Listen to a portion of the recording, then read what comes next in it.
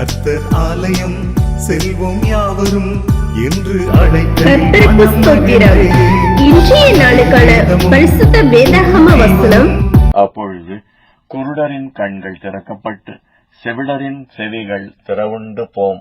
கர்த்தர் ஆலயம் செல்வோம் யாவரும் என்று அழைக்கையில் மனம் மகிழ்ந்தே, அங்கே வேதமும் புது ஜீவனும் என்னை நிரப்பிடும் தினம் தினமே.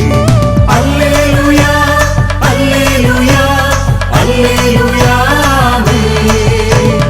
அல்லேலூயா அல்லேலூயா அல்லேலூயா அல்லேலூயா அல்லேலூயா அல்லேலூயா ஆராதனை. அல்லேலூயா அல்லேலூயா அல்லேலூயா ஆராதனை. கர்த்தர் ஆலயம்